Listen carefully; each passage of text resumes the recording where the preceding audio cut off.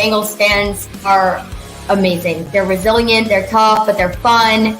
And I'm really excited to hopefully meet a lot more of you. Isaac has the big game. Then we became a real balanced offense for the playoff run, which I thought was really important. He put on the greatest route running exhibition I have ever seen in my life. He was football 24/7, and that was the greatest part of Chad. At times, the early part, I would tell him when we were throwing deep passes, I said, don't wait too long, because I'm going to get away. If you ain't going to have the arm to get there. So, I want to run to the ball, Well, Duke, looks like Duke's in the waiting room. I don't want to keep Duke waiting. He gave us a very limited amount of time. I know he's a busy man.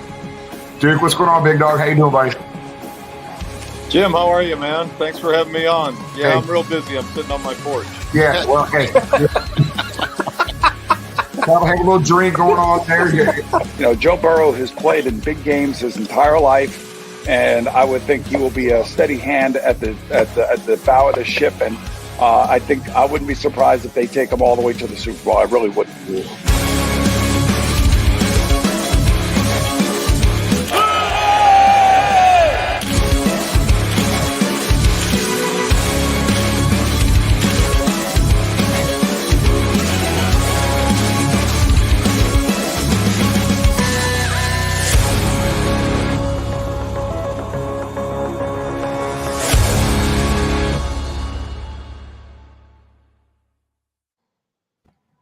Good day, everybody. Welcome to another edition of Talking Football with Bengal Gyms, and what an exciting time to be a Cincinnati Bengals fan, everybody. Just a great time. We got a lot of stuff to get into tonight.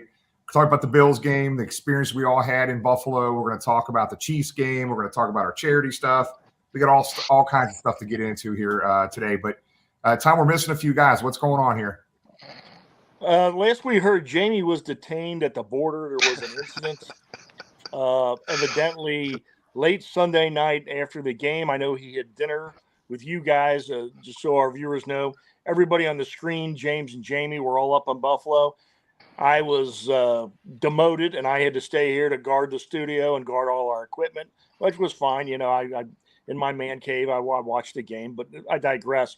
But after the game, Jamie went out to dinner with everybody and then went back, found a Buffalo pub near his hotel.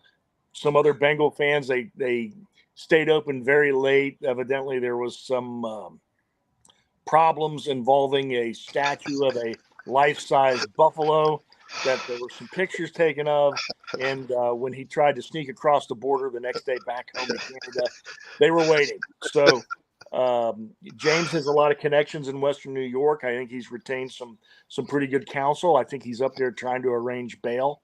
And we're hoping Jamie is out certainly in time to watch the game Sunday. Too good. Good stuff, Tom. That was off the cuff there. That was pretty solid, buddy. All right. So, hey, guys, before we get into some of the Bills discussion, we got a lot of things to get into tonight. Guys, first of all, we thank you so much for tuning in. We got a lot of folks in the room already. Pop up questions about the Bills. Anything you want to comment on about the Bills game, we'll get to those in a second. We're going to hit the Bills game first.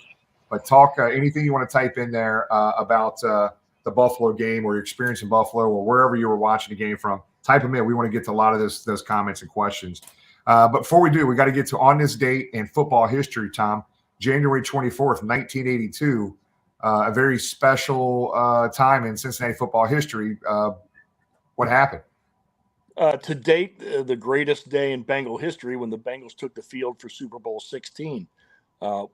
Which followed an arduous, painstaking first 30 minutes of that game, and then a fantastic comeback that just came a little bit short. The clock, as Phil Samp was quoted that year as saying the Bengals never ran out of heart. They did run out of time. So, the Bengals lose Super Bowl 16, but what a ride to get there. What an incredible ride, and what that team did for not just Bengal fans, but Cincinnati sports. It still might be the greatest Bengals team of all time. I don't know, though. Last year and this year, I think, is going to give them everything they want. Yeah, I agree with you. I think that to date is the best Bengals team in Cincinnati football history, hoping to get surpassed by this year's team. But, yeah, I mean, even I remember when as a little kid, they had a big event as the team got back into town on Fountain Square. There was tens and thousands of people flooding downtown. Forrest Gregg addresses the city. Just a very special moment in the freezing cold. Just unbelievable time in Cincinnati football history there. So the very first year the Bengals went with the striped helmets, and the very first year the Bengals went to the Super Bowl. So again, we have not been able to stump Tom in the last 3 years on this date in football history. So we'll get him eventually here. All right, let's get to let's talk about the Bills game, guys. Whatever you want to comment, whatever you want to put in, I want to get to it. Guys, I'm going to be honest with you. I didn't work real hard. It's been so busy. We've been out of town doing stuff. I didn't really push for a guest. I figured, man, let's come in here and just riff us together, us on the screen and you watching right now. Type in anything you want. I want to make this as interactive as we possibly can. And I am trying to produce the best I can tonight, so just bear with me. And I want to get to a lot of your comments. I'm seeing some funny stuff in the comments already that I want to share here in a minute. But let's start off how the weekends started out here for us in Buffalo. We had an event Saturday night, pre-sold 450 tickets for an event at Resurgence Brewery. And, guys, it sold out in about 2.5 hours. Almost 500 tickets sold out. We had another 400 or 500, 300 to 400 downstairs on the first floor. It got so crazy. Bengal fans were going to other bars and restaurants in the area. All the local news media was there. Just an outstanding time. I know Mark got in there a little later because he had just gotten in town. But, Tony, good time that night for sure. Yeah, it was. It was great to see how Houday Nation came out and represented. And all the black and orange we saw there was amazing. And the funny thing is we were able to get, watch the game as well. So when we had a good play from Jacksonville, watching them play the Kansas City, you could hear the roar from downstairs, and then you can hear the applause from upstairs. It was phenomenal. It was a great representation. Yeah, it really was. Really was. So thanks, everybody, for participating that night. We're going to talk about Saturday night in Kansas City this week, which might rival the Super Bowl party the Saturday night before the Super Bowl last year. So we got some news. We'll talk about that in here in a second. Let's talk about the tailgate slightly here, man. Us and the Bengal trailer combined, we don't know what the crowd was, but we're thinking approximately about 3,000 people at the tailgate. Just want to let you know the comments that we got from Bills fans. I heard this, I'm not exaggerating, dozens of times. Hey, I cannot believe there are this many Bengal fans here. We've never seen this many fans in our stadium. We usually do this to other stadiums. I am so freaking proud of Houday Nation, guys. I can't begin to tell you. I got some videos here I want to pop up here in a minute from the game, but the tailgate was awesome. Everybody was great behaved. They cleaned up after themselves, the garbage and everything. So I just want to thank everybody for participating in that. Everybody had a really good time. We did a special ceremony for Damar Hamlin. We got Captain Bills, which is Buffalo super fan, came over, and we surprised him with a Sean Volker artwork of Damar Hamlin, and it was just an awesome time. Gold Star donated 1,000 chilies for us and everything, so it was just an awesome time. But let's get to the game because that's what we want to talk about, guys. Tom, I'm gonna throw it to you, brother. There's all kinds of things we can hit on here, but go ahead and start there because there's all kinds of fun stuff to talk about for that. The Bills Nation, as much as we appreciate them and the friendship we built with them, got out-coached on offense. They got out-coached on defense. They got out-quarterbacked, and they just got out-hustled. They didn't look like Bills. They looked like deer in headlights. The Bengals came out ready, firing on all cylinders. It was the best played postseason game in Bengals history, and the best played regular season game period, I think, played in Bengals history with so much on the line. But the next step is they very quickly adjusted to the next step. They enjoyed it going off the field. They enjoyed it on the flight back, but they're ready to get after Kansas City. Yeah, I throw it out to Mark, and I think this is a great comment here. I think this is the first time this year they've played a complete game from opening kickoff to the end, and it was all three phases of that game, but it was a complete game, start to finish. It wasn't a great first half, awful second half. Tony and Mark's thoughts on that? Go ahead, Mark.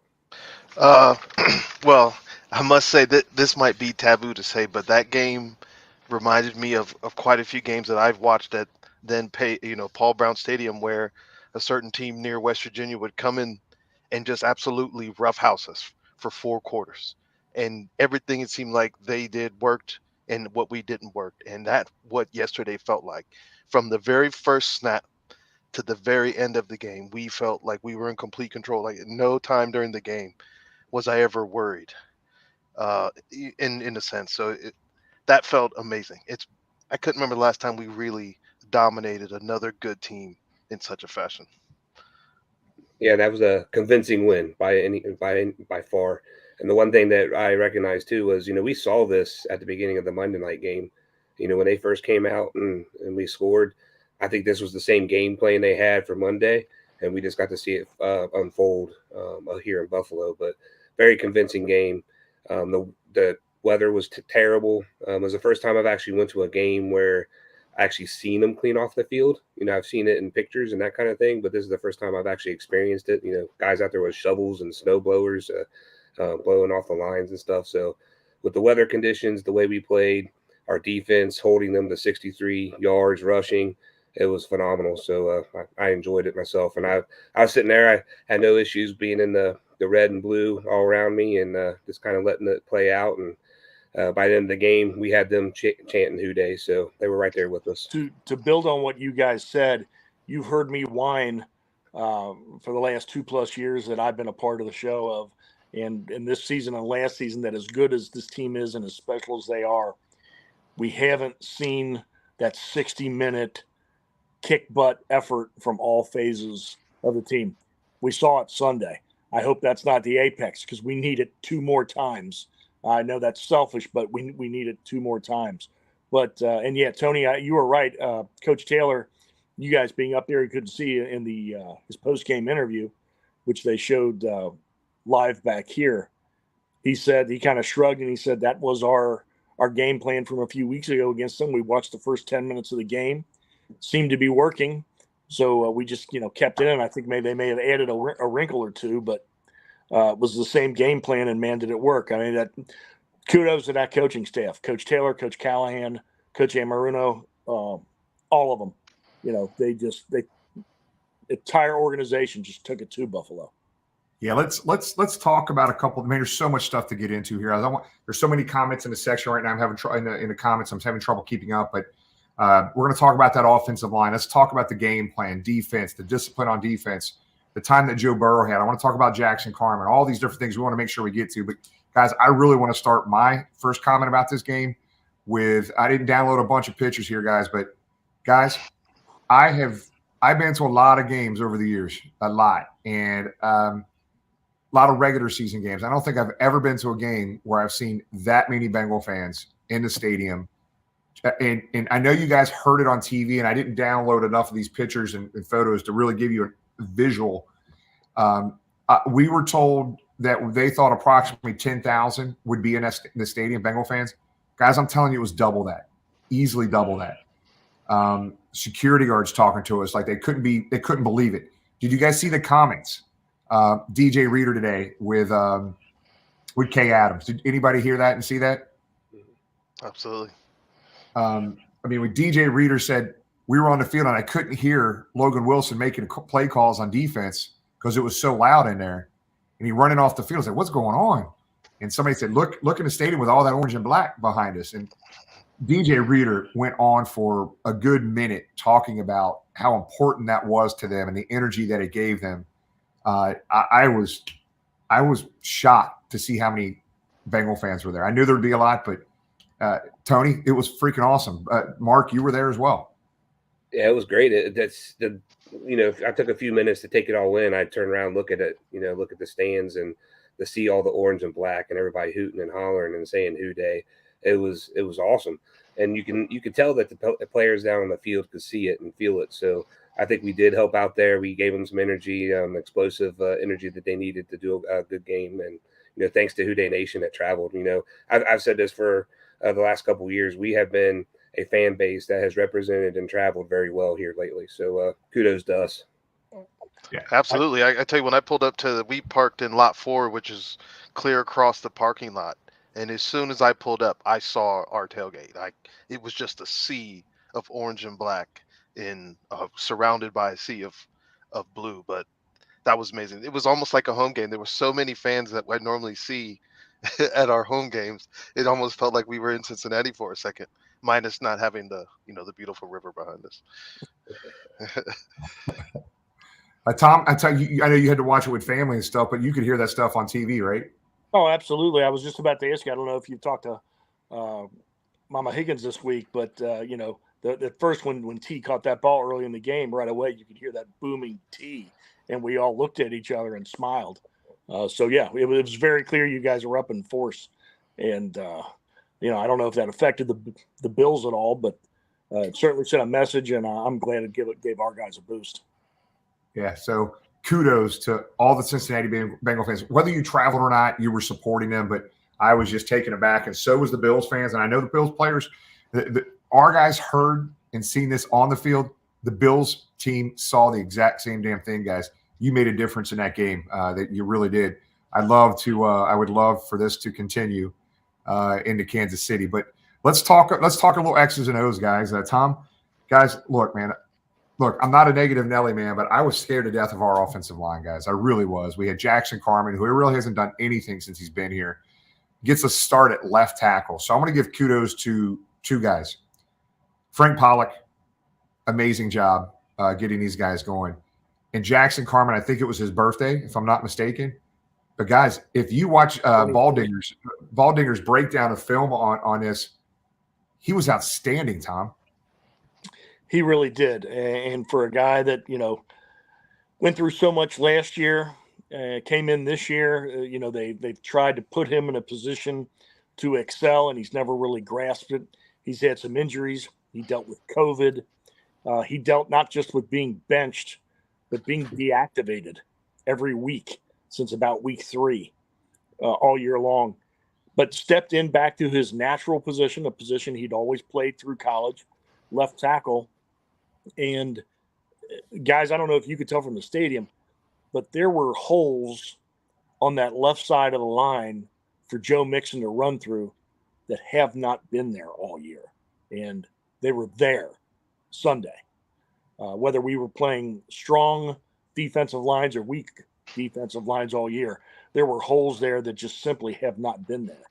And they were there. He got I had to step out of the room real quick to reload with some food. I missed a snap, and that was the snap where Joe got hurt and got up limping slightly himself with his ankle. And that was Jackson Carman's man who hit him.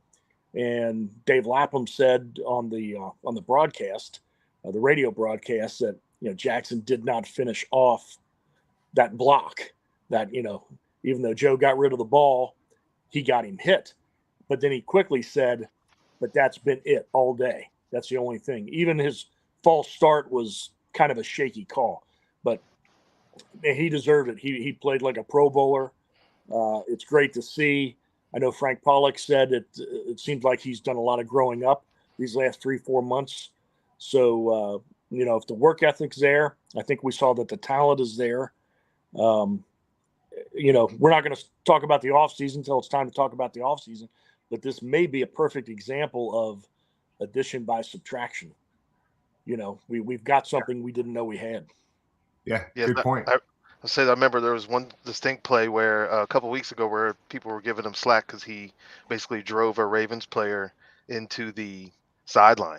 And there was a play on Sunday where he literally threw their linebacker to the sideline. And that guy isn't small. He's one of the bigger linebackers in the NFL. And he just essentially launched him on one of the blocks. It was just that was amazing to watch. It's not very often we can say that, we were dominant on the O-line. It's been something we've had to hear about for the last couple of years. And for them to come out and show that, that level of dominance, that, it's one thing to be, hey, just play okay and Joe will make it.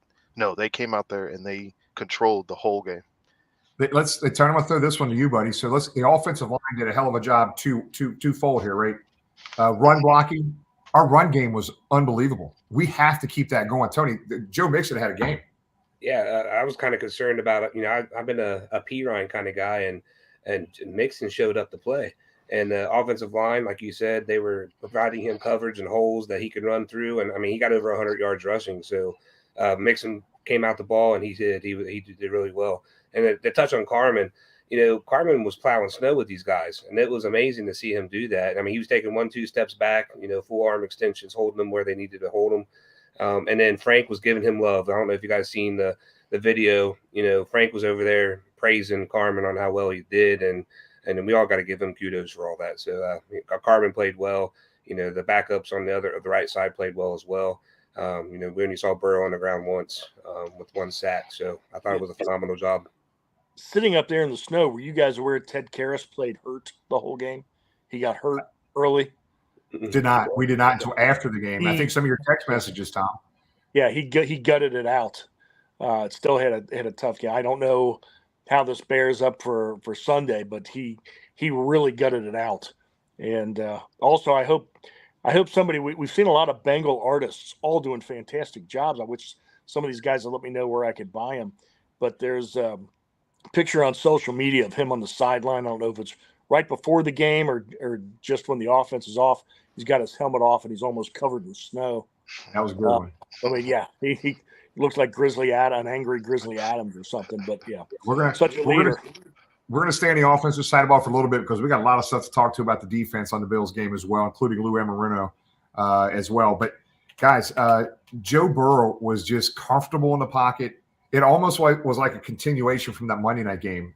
They kept the same game plan, it looked like, but I mean, he was dropping dimes. He was comfortable in the pocket, moving in the pocket, manipulating that pocket like no other, and just dropping dimes all damn day. And guys, to be honest, 24-10 was the final. It really wasn't that close at the end of the day, man. But the running game was solid, offensive line. The receivers were awesome, man. I tell you what, man, I was somehow I felt we were playing our best ball going into the Bills game that Monday night. And that awful situation set us back a little bit. The next week against Baltimore, we didn't seem like we were clicking very well.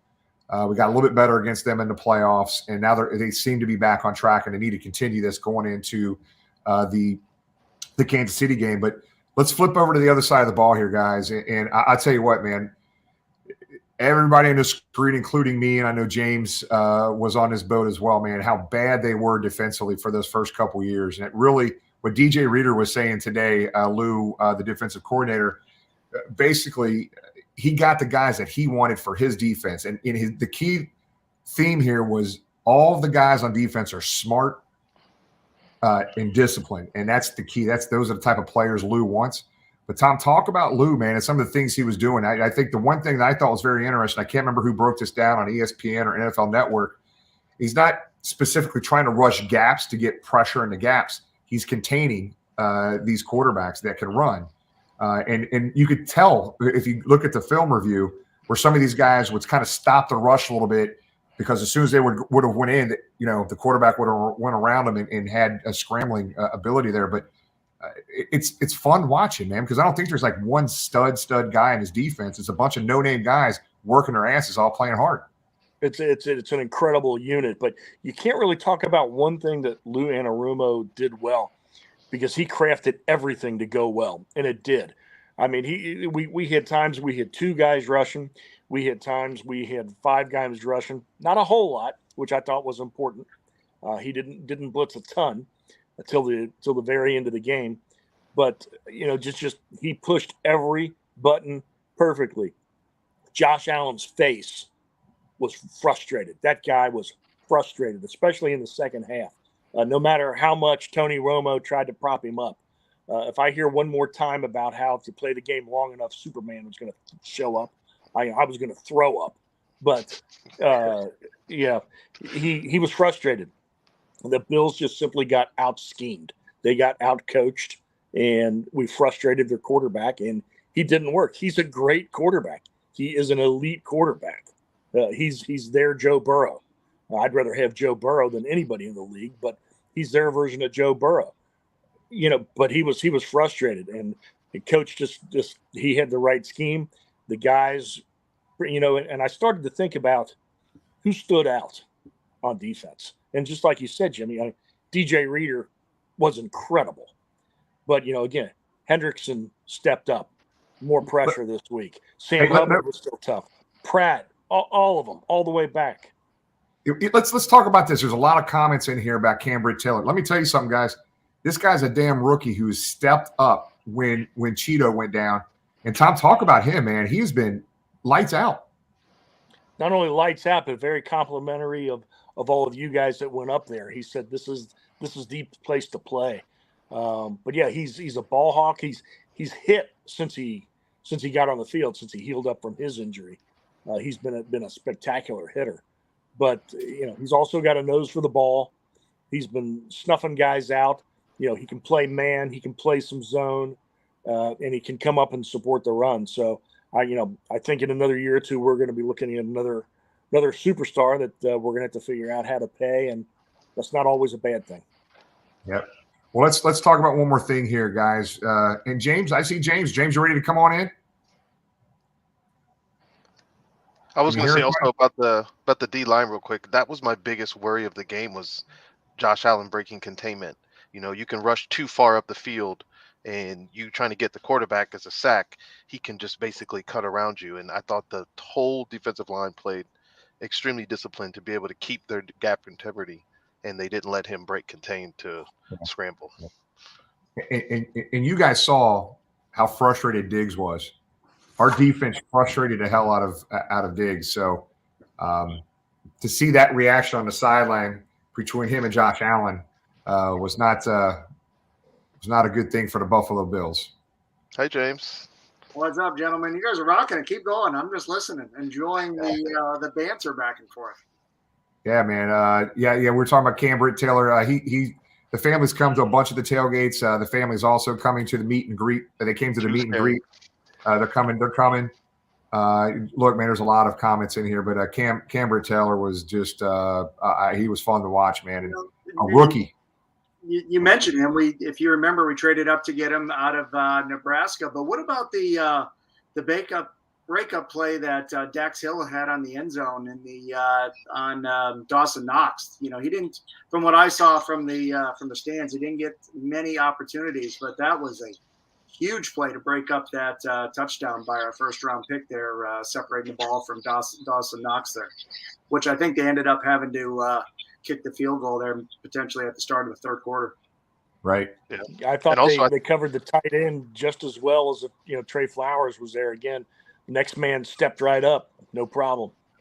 That's what I'll say with him out. That was my second biggest worry was how are we going to be able to cover the tight end, and you couldn't even tell.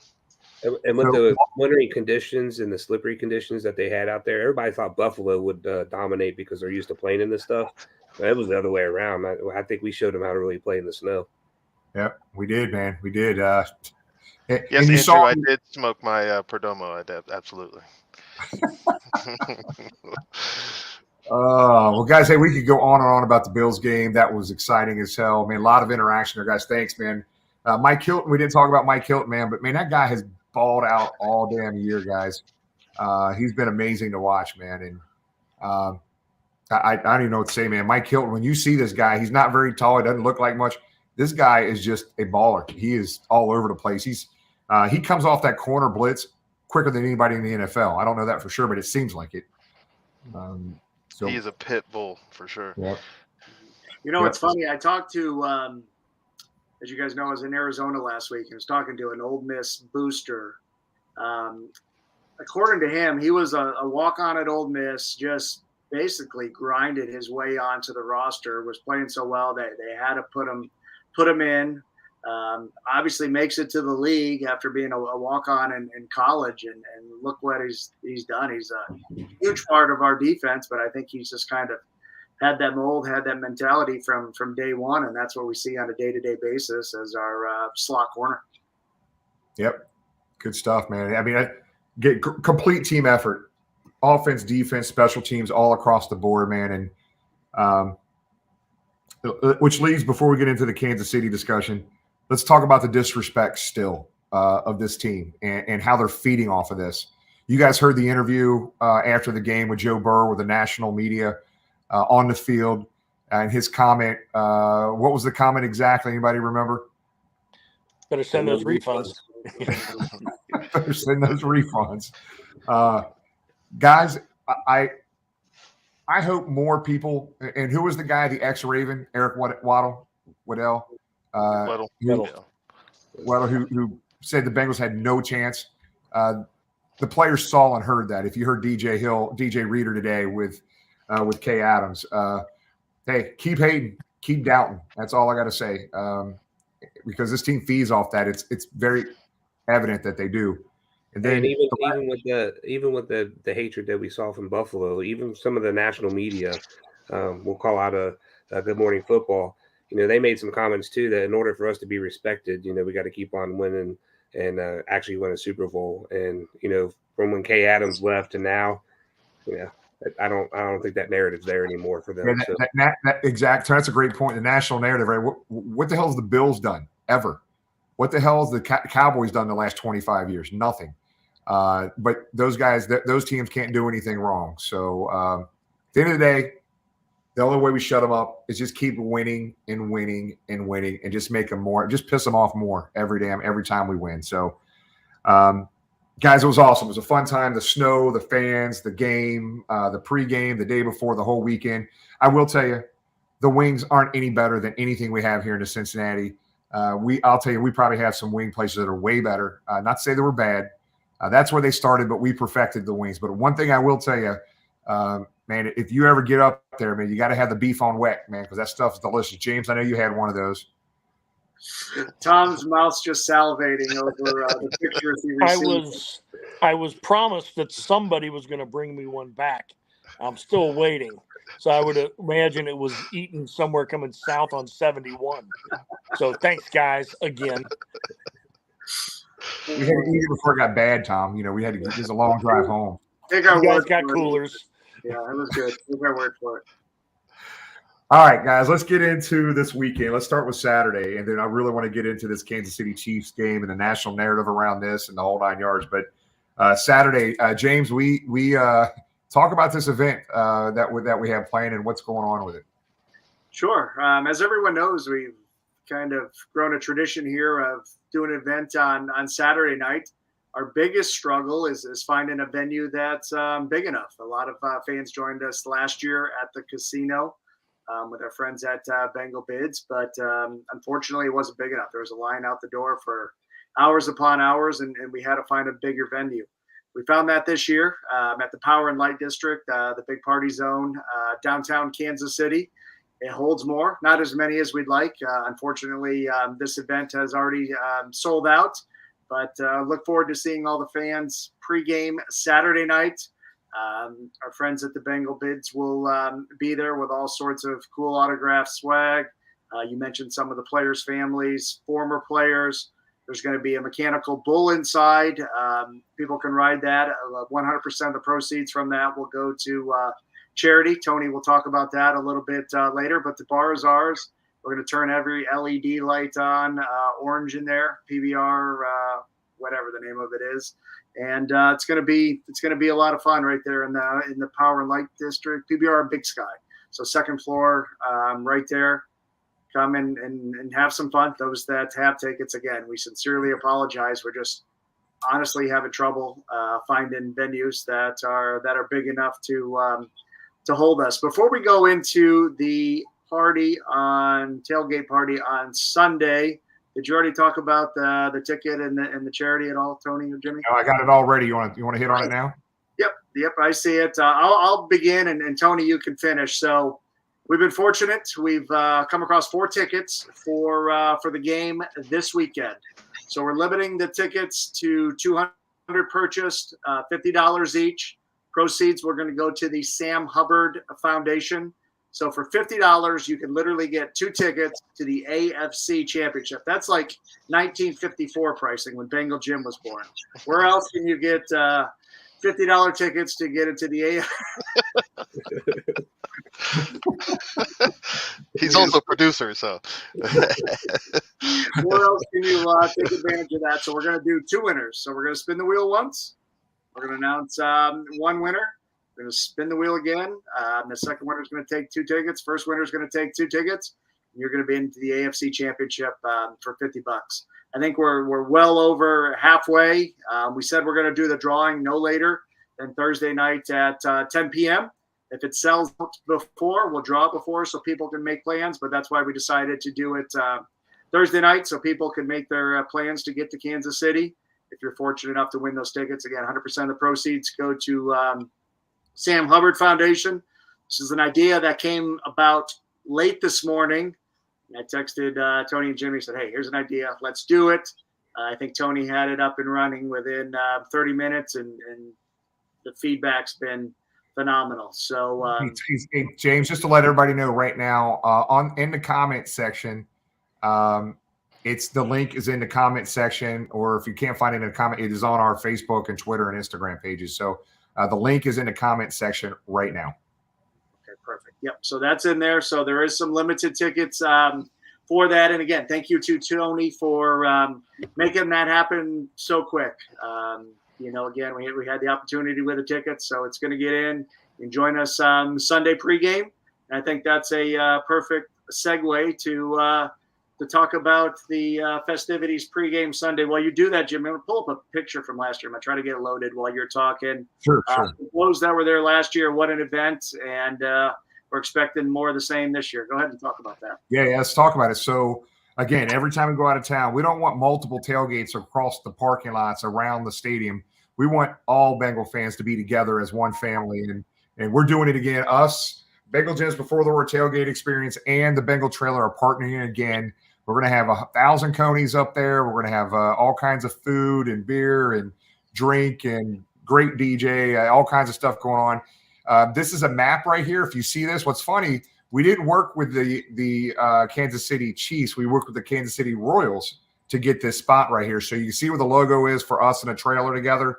We've got that grassy area between that street and the expressway there, and it is plenty of room. Easily fit 5,000, 6,000, 7,000 people there if we need to. I think we had maybe 3,000 or 4,000 people there last year. So there is no. I'm getting a ton of questions about buying tickets to the tailgate. Let's be clear. The only time we've ever charged for a tailgate was down in Tampa because we had very limited space. This is free. Just show up. We do ask, please, that you donate and help us offset our expenses. We got 2 traveling caravans of all kinds of tailgate stuff coming up that we're bringing up. The trailer's bringing up. Big Burrow's coming up. If you can see in that picture right there, middle left, you see Burrow in the background next to the Kansas City Royal Stadium. But I'll tell you what, it was one of the most fun tailgates ever. And again, Bengal fans showed out last year for that. But get up there. We're going to have a couple fire pits going with firewood. Just dress appropriately, guys. It's going to be cold, but we're going to have fire pits, dress appropriately. We're going to have one hell of a day, one hell of a fun time there as well. I think we talked to Greg. I think you guys came on air. I was seeing the text come through about 8 o'clock. I think we're going to have pounds and pounds of Kansas City barbecue. Their pregame. There'll be the drinks, cigars, as Jimmy said, the fire pits to keep warm. And I see Kick Lee in the comments. Kick, our buddy from Cincinnati Music Accelerator, will be there. You say whatever, the traveling bands. I call it a traveling circus that will be in town. And thanks to Kick, we're going to have that there. So he'll be the one responsible for making sure Big Burrow makes it safe to Kansas City. And it's going to be a lot of fun. We're very fortunate that the Royals give us that spot there in the outfield. Thank you to the trailer for making that happen logistically. And come one, come all. Bring your own beer, bring your own soda, bring your own food.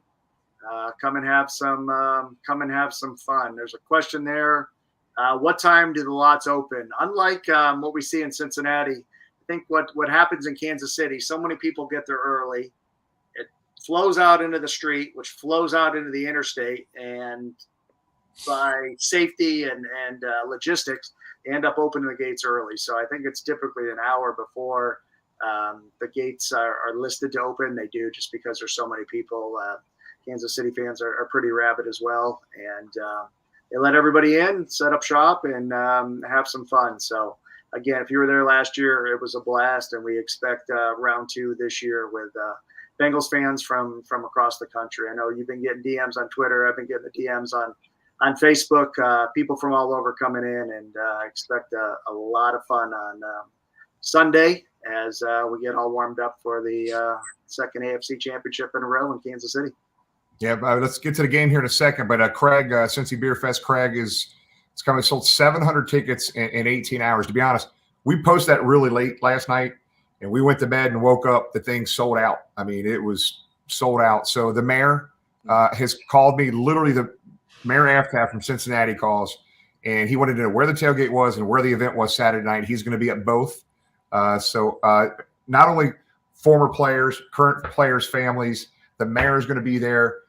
just keep an eye because there's going to be more and more big names pop up that are going to be at the event Saturday night and then the tailgate as well. So it's going to be an absolute blast.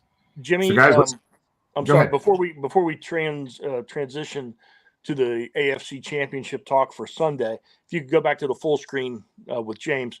James was not on when we started the show, and I was asked to give an update as to James where you and Jamie were now. James, of course, is aware that after you guys all had dinner Sunday night after the game, that Jamie crept off into the night and was at a particular bar by the airport, kept it open very late with some Bengals fans. Hold on. James safely delivered Jamie with sleeves on back to his hotel. Yes, you did. Yes, you did. But tuck him in. Did. And then he crept off into the night. Yes. Met up with some Bengal fans. They kept the bar open very late from him. There was an incident with I don't know if it was a stuffed buffalo, a statue of a life-size buffalo. We don't need to get into the particulars of it, but there were some pictures taken of it. I was on the phone with him. James knows this. Monday, as Jamie was trying to quickly get back across international lines and get back into Canada, where he told me, I'm being detained and pulled off. I'll call you later. It's the last I've heard from him. We understand he's somewhere in a Western New York prison. You have the connections up there. You're from there. You know everybody there. It's clear right now. Looks like you're in a holding cell yourself there. Have you talked to them? Have you set bail? And does Tony need to start another charity to raise enough bail money so we can get our boy out? He's the sacrificial lamb that we've offered to win the AFC Championship on Sunday. We'll let him out in time to head to the desert. Until then, he's paying his dues. He can't even watch the game then Sunday. No, we've got that arranged for him. He'll be okay. Augie's asking that he violate the stuffed buffalo. We have no comment. There are pictures. Let's just leave it at that. We're not going to incriminate our own. It's still a pending case, so we cannot neither confirm nor deny. The problem is I can be called as a witness because of what he admitted to me on the phone. But just so well, James, we appreciate your efforts and head home to Indianapolis. I'm sure Cameron and Lori miss you. And but okay, thanks. He had to go to, here was the other problem. He had to go to Target because apparently Targets in the States have stuff that Targets don't have in Canada. Oh, yeah. He told me. I know, like Fruit Loops, like crazy stuff. So he had to make sure he went to Target for Aaron. Can you bring that over the border? Well, he smuggles it in his fuel tank. But yeah. Poor Jamie. Oh, Jennifer brings up moose-headed quarters. You want to talk about those again? Oh, moose-headed quarters. I'm sorry, James. Moose-headed quarters. Yeah, I don't even remember. I remember that the talk a couple weeks ago. But that was for anyways, yeah. See what happens when Jamie comes to a game? No, Jamie did not really go to jail. Yes, well, he didn't go to jail. He's in prison. It's federal. He's in prison. There's a big difference. James has been up there trying to get him out. Should we talk about how Mark almost went to jail Sunday during the game? Hey, hold on. Hey, James, hold on. This is a great – okay, sorry, guys. We'll get to the Kansas City game in a minute. So Bougie Mark had club seats. And that's right. I wasn't in the snow with you peasants. I was under a nice warm heater. So, Bougie Mark didn't understand how you were supposed to act in the club seats. And he's up there. Everybody's sitting down. He's up jumping, hollering and yelling. And everybody's telling him to sit down. Please had to come down, escort him out. Then they let him back in. So, Mark, when you go to the club seats, man, you got to act bougie, man. Come on. Yes. First of all, I did not get arrested. I left on my own accord, used the restroom. Close. The cops did not escort me out. That is not true. They did talk to me, though. Chaperone. Poor John Stenger was next to you the whole time, trying to keep you in line. All I'm getting is texts. It's like, he did a great job. Do you have bail money? Because we may need to bail him out. I was just being a good fan. He said you signaled the longest first down for like 45 seconds after every first down. And there was 30 of them. So let me tell you, I did that quite often. I almost got tired of standing up. We got so many first downs. We were collecting money down in our section for bail money for you. I appreciate that. All right. Let's move on. Damn, our degenerates crew here, Jamie and Mark, and James having to bail everybody out, and Tony's sitting there as our bodyguard. I don't even know what the hell's going on anymore, man. Shit. Do a better job. Yeah. Hey, Tony. Hey, Tony was sitting like 2 sections over from us, and there was not an altercation, but there were some serious words being exchanged. I remember him looking at me. I was like, I don't know how quickly I can get over and help Tony, but Tony, in his professional, ways, was able to de-escalate that situation there with a few Buffalo fans trying to give him and his wife some problems. So let me just say professional. The professional thing is I'm a big dude dressed up as a freaking tiger dealing with a drunk guy, and he didn't want anything to do with it. So he decided to back off and settle down. So it was all good. But yeah, there was a little altercation. And the one thing I said to Jimmy when I met up with him, I said, "Hey man, how long would it take you to get over to my section if things would have went right?" So, but yeah, it was overall it was a good experience. But there was a little altercation there. Let me correct Tony or something. They looked at Carey. They were scared of Carey, not Tony. Carey would have kicked their ass. I'm just saying. Nah, it was nothing. It was nothing too serious. I'm just messing with you guys on that. So here's another thing. Our Canadian friend apparently doesn't know how to use a map, because we told him meet back at the Bengal trailer because we were nice. We were his personal Uber to get out of there, and this is the directions. Couldn't figure it out. I send a location. Couldn't figure it out. Finally, some fan had to escort him back to where we were pregame at the trailer so we could safely escort him home. So we need to start a GoFundMe for Jamie and either compass lessons or how to use a map or something like that, because let's just get him out. He's challenged in that department as well. Let's just get him out. It was in feet. That's funny shit. That's what threw him off. The conversion. Too funny. All right, let's get to the game, guys. I'm sorry. We get distracted pretty easily. We have this itinerary we spend hours and weeks and days on, and we're not even sticking to it. We're just let's talk about the game, guys. We got about 10, 15 more minutes left. Let's talk about the Kansas City game, guys. We talked about the Saturday night event, the Tailgate Sunday. Guys, I'm telling you, man, let's talk about, first of all, what have we heard? Any updates on Patrick Mahomes? Because the national media right now, that's all they talk about anyhow is Patrick Mahomes. But high ankle sprain, this guy's going to play, guys. He's absolutely going to play. Let's see. I don't know if he's going to be 100%. Yeah, last I heard, Chris Collinsworth was rubbing down his ankle and icing it. So I would look for him to play. And I don't think it matters. He'll be 100%. And he is somebody, we're going to root against him, but he is somebody to be respected. And he's an incredible talent. Very special. It'll be our second one in a row we've played like that, and I don't think there's any concern there. Prepare for him to play at 100% between the adrenaline and the treatment and everything else. He'll be 100% Sunday. The media is going to play this up too. They're going to, he's going to play, but as soon as we kick their ass, they're going to use that as an excuse of why we won. Just saying. Yeah. Yeah. They got the built-in excuse ready to go, Tony. I agree with you. So as we were talking about the Bills game, guys, you had hundreds of messages in here, comments, and same thing for this Chiefs games. Give us your thoughts. James and I are both here to kind of pull some questions and comments up. Pull them up, but you drive the conversation, guys. As you guys are typing in stuff in the chat area, let's just talk about the keys to the game, Tom. I'll give you what's the key to the game here for the Bengals to get this dub this weekend? Same thing it has been since September. Keep Joe Burrow upright and safe.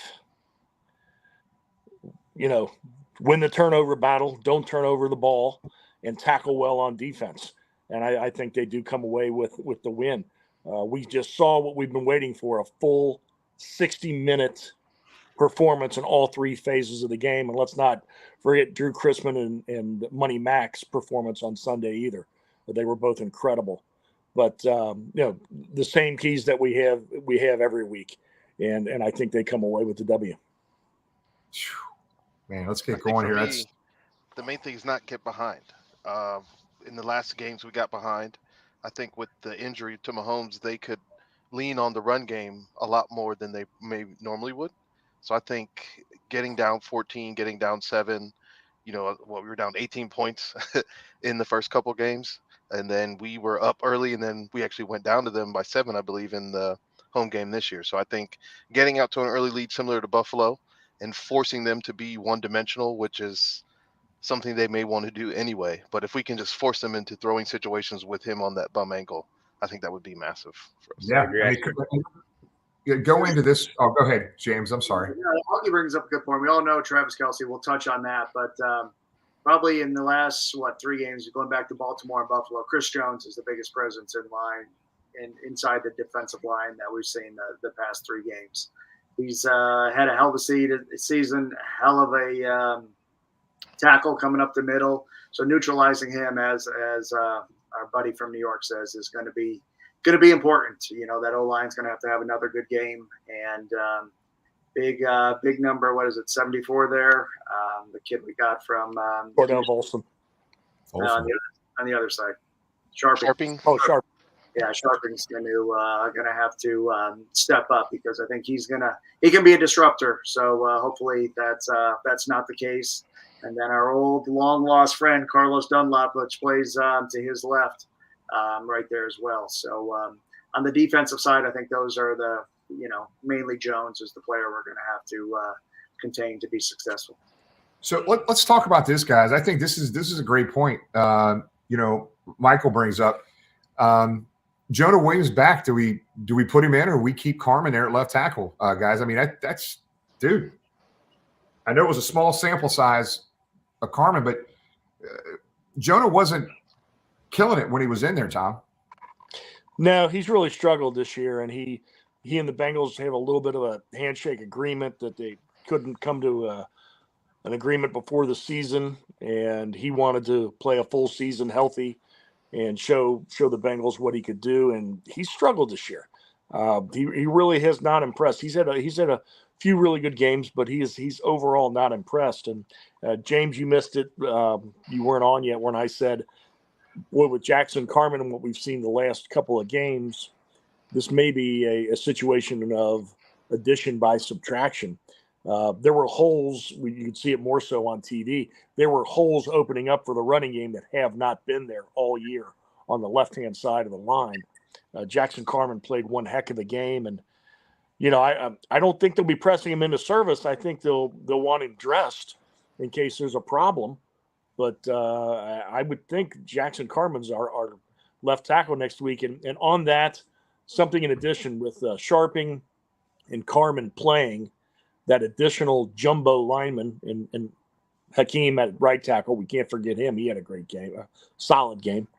Dante Smith played some on Sunday as that extra lineman when we'd go to the jumbo package, and did a really nice job as well. James. For what Carmen's done, I mean, I think we talked about it, maybe not on the show, but between us, Carmen was in street clothes. I mean, I don't know what the exact number is of how many times he was inactive this year. So I don't know, Tom, I think you and I talked about this, and you said, that might have lit a fire and said, man, I might not be in the NFL if that stays the course. So what he did coming in and solidifying that left tackle, his natural position, let's not forget, he protected Joe Dirt, as I like to call him. What's his name? Trevor Lawrence there at Clemson, as they won a national championship. And, he's back to his natural position. There's probably something to say about that's where he's most comfortable. Let's be honest, his rookie year, he was all over the line filling in for where we needed him. And, as a lot of the people have said in the chat, he deserves to stay. If we need Jonah down the road, fine. But right now we're going to ride that hot hand, and, he deserves to keep playing. Hey, this is the first time. I want to let you know there's a couple Browns fans in the chat area being very respectful. There's a Kansas City fan in our chat area. I don't know if we've ever had this before, but the Joe Dirt comment, James, seemed to go over pretty well in the chat area here. So I think I saw a 49ers fan earlier in here too. Yeah. So James calls him Joe Dirt. Tony calls him Sunshine. So I like Sunshine. It does remind me of Sunshine. So I don't know. Let's keep going on the game, guys. There's so many comments in here. Not sure what ABC means there, but boo. Some of these other ones. There's so much stuff going on in the chat area, James. I can't even keep up with it right now. But I don't. Tom, take us another direction during the game. What do you want to talk about during the game? Well, There's a lot. Let's be cautious. As great as the Bengals played Sunday, and as great as they're going to need to play this coming Sunday, Kansas City's defensive line is much better than Buffalo's defensive line. They can get to the quarterback. As James mentioned, Chris Jones being problem number one. They're back into the defense. There are no rookies at this part of the year, in my opinion, but they are a little young in the defensive backfield. So it's going to be such a key to give Joe time. And consequently, they still have talent at those wide receiver positions. They have guys that know how to catch the ball and are tough. Our younger and defensive backfield is going to have to step up there. And man, our defensive line is going to have to find a way to make Mahomes uncomfortable. We'll see how he is. I think he'll be 100%. Like I said, Collinsworth rubbing that ankle nonstop, icing it, heat, ice. But no, it's going to be an absolute struggle. It's going to be a grind Sunday. It should be a heck of a game. Looking at the point spread, I think Sunday, immediately after the game, Kansas City was a -1 favorite. I think they went up to like 1.5, down to a 1.5. And now, according to ESPN, I was just looking here, we're -1.5. So we've seen quite a big swing there in the on the betting line. So I don't know if Vegas knows something we don't. If all the money's coming on the Bengals, maybe like we talked about earlier, that Mahomes injury is worse than what they're leading on to. I'm sure they shot him up well there on Saturday to get him back in the game. High ankle sprains aren't fun. Again, if we win, that's the excuse. If he wins with it, he's the Messiah. So it's a win-win situation for them. We, again, as the media non-darlings, we can't do any right. And I just thought that was pretty interesting about that points, 2.5 points since the opening. Yeah, it's funny. There's a boatload of comments in about Travis Kelsey. I think you can't stop it. You can only contain that guy. Now, remember, he has a little chip on his shoulder, too. If you remember the Pratt pulling the ball out of him fumbling really cost them that game, a big piece of that game. So I know he's on a mission to kind of redeem himself this game. So I don't think Travis can be stopped. We just got to contain him and not let him just go off on us. So there's a lot of comments on here, guys. Look, I don't like looking ahead, but you guys are having fun in the comment section here. We'll keep talking about this Kansas City game, but tell us who we want to play in the Super Bowl. Let's talk about it. There's a lot of comments on that right now. Sunday's all that matters. Don't look ahead. Sunday is all that matters. Let them have fun. Let them have fun. Well, looking at Travis Kelsey, the main thing and one thing the Bengals do a great job of is tackling after the catch, and that's going to be massive because they also have a guy named Kadarius Toney who can make two guys miss and turn a 5-yard gain into a 25-yard gain. So they're a little different, and then also their secondary is young, but they're a lot faster than they were. So with a little bit more experience, I think that'll be a little tougher, but I still think we'll come out ahead. But it won't be an easy game. Yeah. You did see the excuse. I know it was kind of not real, but the reason the Bengals won because we wore white jerseys in a snowstorm. So that was hilarious. And they announced, I don't know if you guys talk about this, they're wearing the same uniform combination this week in Kansas City, and 8-1 in that uniform combination. So. And one more thing was funny, and again, the Chiefs fans here having some fun going back and forth with some focus here, but let's it is funny to see Chiefs complaining about the referees in the Super Bowl that have been assigned to the Super Bowl. Like, here we are getting looked past again. National media and all the Chiefs fans are already looking past us. That's okay. Let's keep playing. They can keep hating on us. That's we've been playing well in that role all year. And with all the hate and all the narrative that the social media and the national media gives us, I think it just builds us up and makes us want to play even harder. So I keep it coming. I think it helps our guys have a reason to go out there and do what they do. Yeah, I'm with you. And if I had to pick, I'd pick the 49ers, the Eagles with their quarterback, and that defensive line seem like a more daunting task, in my opinion. Not saying that the 49ers are pushovers, but the 49ers are tough. I'd rather have Brock Purdy than Jalen. All right, we got to go here. Let's hit this 2-minute warning. 2-minute warning. It's our buddy Chuck, 158, row 6, man. He's like that he's been like that every game for 20 years, man. He's a mess. But Tony's been hanging with him the last couple of years. He's starting to understand that what I've been dealing with for so long in section 158, the crazy people from Toledo. So, guys, that was fun stuff to talk about today. We had so much good stuff to get into. Tom, let's go ahead and go around the horn here, man. You can go and kick us off if you want. Incredible effort Sunday in Buffalo. I've been begging for that 60-minute of near perfect football, and basically we got it. We're going to need the same thing Sunday. I look for Mahomes to be healthy. I don't think that's a factor. I think as James alluded to, the line, the Bengals a point underdog, 2.5-point underdog. Some have us now a point favorite. All that tells me is that you can text from prison, and Jamie's been able to place a bet. I think that it's going to be a great game. I'm thrilled you guys are going and do what you did last week. Bring us back a win. Bougie? Yep. All right. I feel like I say this every week, but I mean, these are the games as fans that I've been wanting to just be a part of. Just even going to Buffalo, I didn't know what to expect. I mean, it was snowing. And I mean, I'm always confident in my team. Jim will tell you that, but I was not expecting what happened to happen. I mean, that was a complete domination. So, I mean, it was just great to be a part of. And I wish I could go to KC. I doubt I'll make it out there, but you guys hold it down. And I'm just excited. 2 championship games in a row, 2 chances to go to the Super Bowl. This is the stuff that we literally dreamed about 3-4 years ago. And I'm just glad that everything that the whole organization, Bengals organization, done has come together.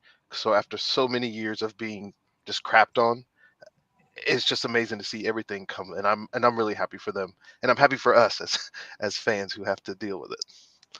Yeah. I'm with you. And you saw the Chiefs fan in there, man. He's, this is great. This is good stuff, man. Or even saying the game's rigged for us. You know how long I've wanted the NFL to rig games for us? I've waited my whole life for this. Tony? Rain, sleet, snow, cold temperatures, hate. It doesn't matter. Joe Berg going to take us to the house, and we'll be in Arizona sooner than later. And just want to give a shout out. You guys are awesome on the charity front. We're at 122K.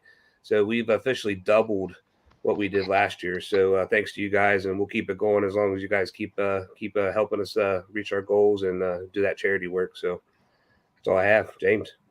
All right, logistics. Let's go Saturday. We mentioned the party on Saturday night in the Power and Light District, PBR Bar. If you have your tickets, join us.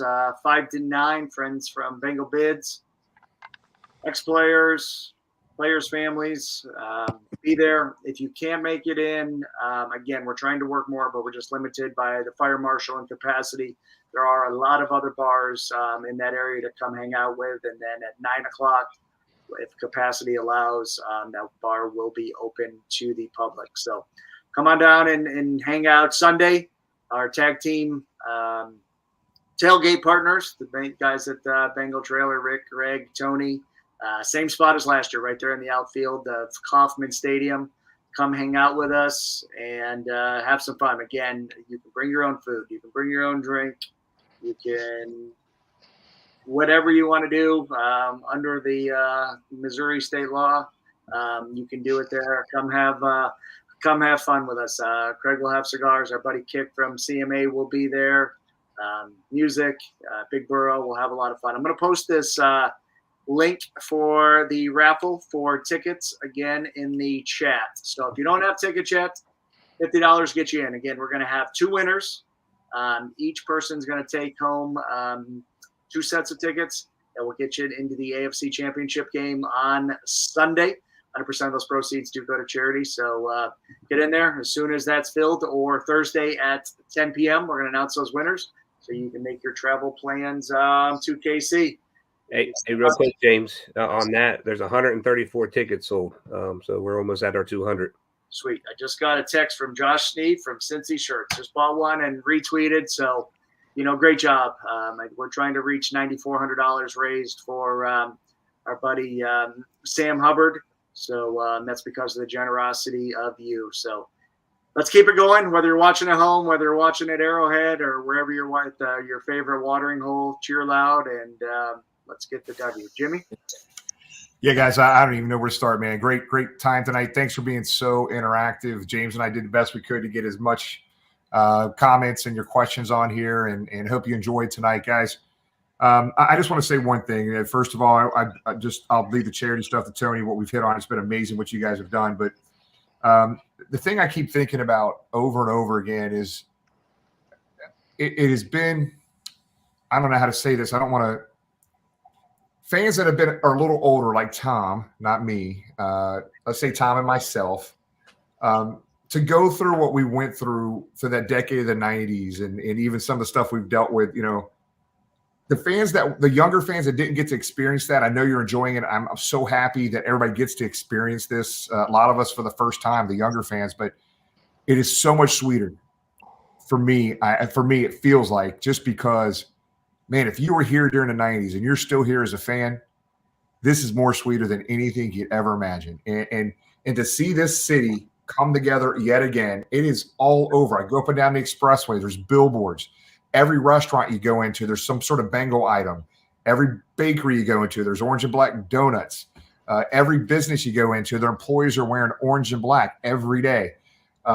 It doesn't matter where you're at in a city. This city is on fire like maybe I've never seen it before. And it is fun to watch this community come together, not just here in Cincinnati, but across the country and internationally come together. And the great thing about it, guys, it keeps building, and it keeps building and growing and growing. And no matter where you're watching this game at, if you're in Kansas City, be as loud as you can. And if you're watching from the house, yell at the top of your lungs as loud as you can. Have fun no matter where you're at watching it with friends and family. We hope to be on here next Tuesday talking about Super Bowl plans. So let's get the thing rolling here, guys. Let's stay as positive as we can, and let's cheer our guys on to victory this Sunday against the Kansas City Chiefs. Hoo day, everybody. We love you. We'll see you next week. Hoo day.